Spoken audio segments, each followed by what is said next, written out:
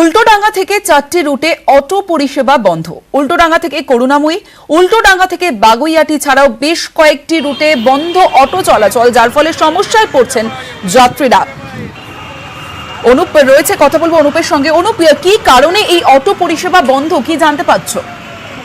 সকালকে কিন্তু অটো নিয়ে একটা সমস্যার মধ্যে পড়ছিল নিত্যযাত্রী থেকে শুরু করে অফিস যাত্রীরা। উল্টোডাঙ্গা এলাকায় মূলত অটো চালকদের অভিযোগ যে যারা উল্টোডাঙ্গা থেকে লেক টাউন বা উল্টোডাঙ্গা থেকে করুণাময়ী সহ বিভিন্ন যে সমস্ত এয়ারপোর্ট যে রুটের অটোগুলো, সেগুলোর ক্ষেত্রে যখন কোনো জায়গা থেকে আসছে উল্টোডাঙ্গা, তারা যাত্রী নামানোর পরে কিন্তু তাদেরকে নতুন করে যে নিয়ম পুলিশের পক্ষ থেকে জানানো হচ্ছে যে ঘড়ি মোড় থেকে তাদেরকে অর্থাৎ পুঁজিবাজার থেকে ঘুরে তাদেরকে উল্টোডাঙ্গায় আবার এসে দাঁড়াতে হবে অটো স্ট্যান্ডে, না হলে কিন্তু তারা দাঁড়াতে পারবে না। পুলিশের পক্ষ থেকে এর আগে বলা হচ্ছিল 15 নম্বর বাস স্ট্যান্ড থেকে কিন্তু তারা অটো ঘোরাতে পারবে, কিন্তু নতুন করে নির্দেশিকা জারি করা হচ্ছে পুলিশের পক্ষ থেকে।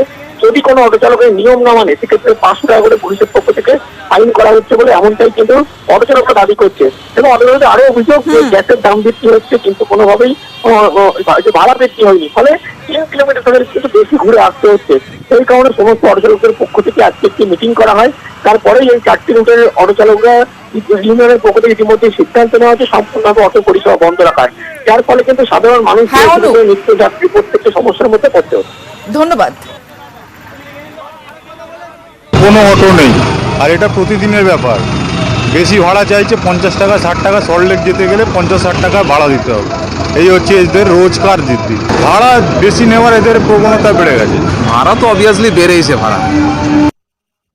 আমাদের এই 15 নম্বর যেটা খোলা ছিল, যেখান থেকে আমরা ইউটার্ন করে প্যাসেঞ্জার তুলতাম, এখন আমাদেরকে করে দিচ্ছেন গীতাঞ্জলি ঘড়ি, সেইখান থেকে আরো 1/2 কিলোমিটার ভিতরে বাদিকে আবার ইউটার্ন করে তারপরে মুচিবাজার এসে গীতাঞ্জলি ঘড়ি দিয়ে এসে আমাদেরকে ঘুরতে হচ্ছে।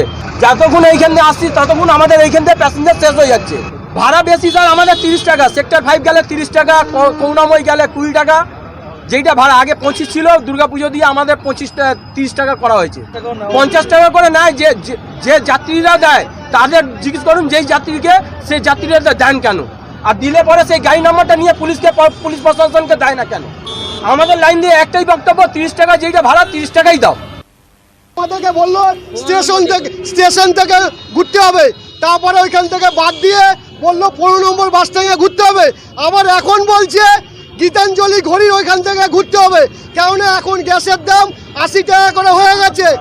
আমরা যদি সারাদিন ঘুরি 5 কেজি গ্যাস এক্সট্রা লাগবে, তার মানে আমাদের প্রত্যেক দিনের 400 টাকা গ্যাস এক্সট্রা লাগবে, সময়ও লাগবে।